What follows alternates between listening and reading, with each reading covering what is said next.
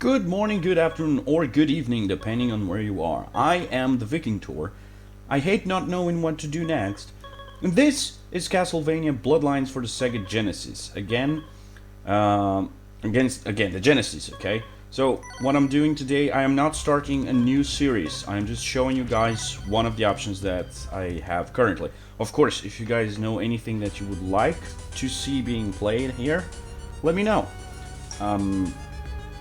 So I'll try this game and another of couple games. They'll be like test drives to see if you guys like one better than the other. So I'm just gonna do the first level for this one. Let's get started. So I gotta say, I was not a big Castlevania fan growing up. I've really become fond of it after the Nintendo 64. I really liked the Nintendo 64 version. It was a shitty game, you can say, but I liked it. After that, I became curious, and I started looking for other Castlevania games. And this one is for the Genesis. Not the best one, but fun, nonetheless. Yeah, with that. With a whip.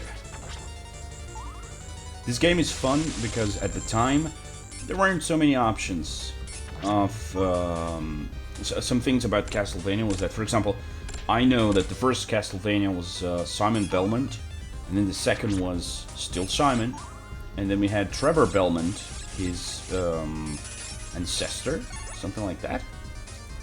But the third Castlevania, Castlevania 3, you had you could change characters. You had more than one character to play with. But after that, I think this is the last. No, the Nintendo 64 also offers this. Not many Castlevania games offer the choice of characters. You get stuck with one character and that's it. So we have this guy, Morris, with the whip. Whip it. And you have a dude named Lacard, I think. And he has a trident. It's a spear, actually. And I like the dude with the spear, but, you know, it's Castlevania. You're supposed to whip shit. Which is something I always thought was weird. I mean, I had heard about Castlevania, and I kept thinking, what the hell, man? A whip? How are you going to kill Dracula with a whip? That was like the strangest thing I had ever heard. Ever. Oh man, the glass really hurts you here. Kill it, kill it, kill it, kill it, kill it. Okay. Yeah. Look at that. Look at that. You're disgusting. Die. Okay. Not the boss, not the boss. Okay. Not done, not over.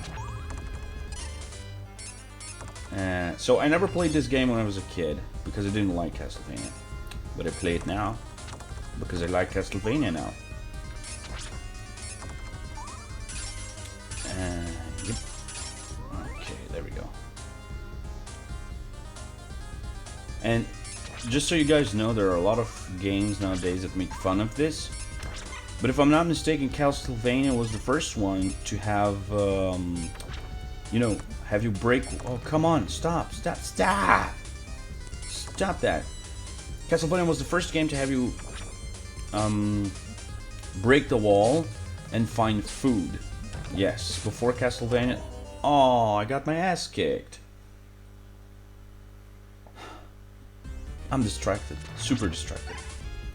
I was saying, Castlevania created this trope, this video game trope, where you find a piece of meat inside the wall, you know, and a lot of people don't know that this came from Castlevania, which is really confusing to me, because even though I didn't play Castlevania growing up, I knew this was where it came from, somehow.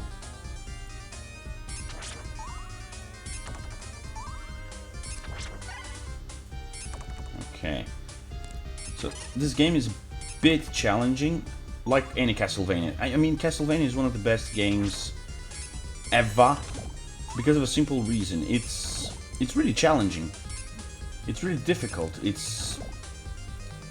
requires reflexes, it requires attention, it requires concentration. So it's really hard to get things done properly if you're not paying attention. So a lot of people have played Symphony of the Night for the PlayStation. I'm not sure if that's the name. I have never played it. I had it for a period. I lived with a guy that had the game, and he was like super fanatical about it. And now the first game, the first Castlevania game I actually finished was Aria. I don't know how you say it in English. Aria of Sorrow, the one for Game Boy Advanced. And the first one that I really enjoyed playing was the Nintendo 64, like I said before. But the first one I finished was Aria of Sorrow. And then... oh shit, Super Castlevania 4. Okay, got it. After a couple of years, I managed to finally finish Castlevania on the N64 also. There we go. This one I have never finished, so this would be interesting. Different from the last series, the X-Men Clone Wars. This is a game that I don't know very well. So, if I do this game, actually if I do a lot of many other games, I haven't finished them. Oh, crap. Okay, got it. Okay. This will be a level over. There we go.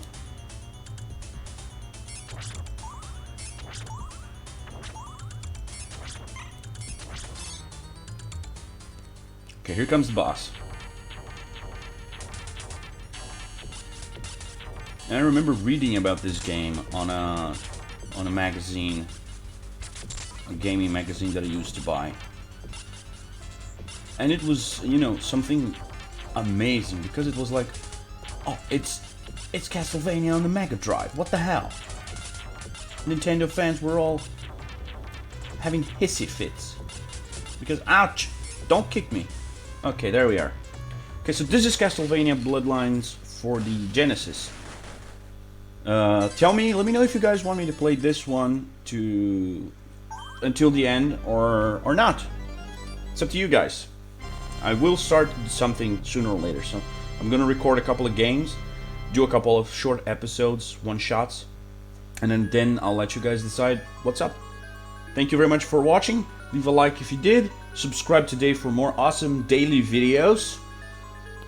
I have been the Viking Tour. Stay awesome, stay golden, and be excellent to each other. And party on!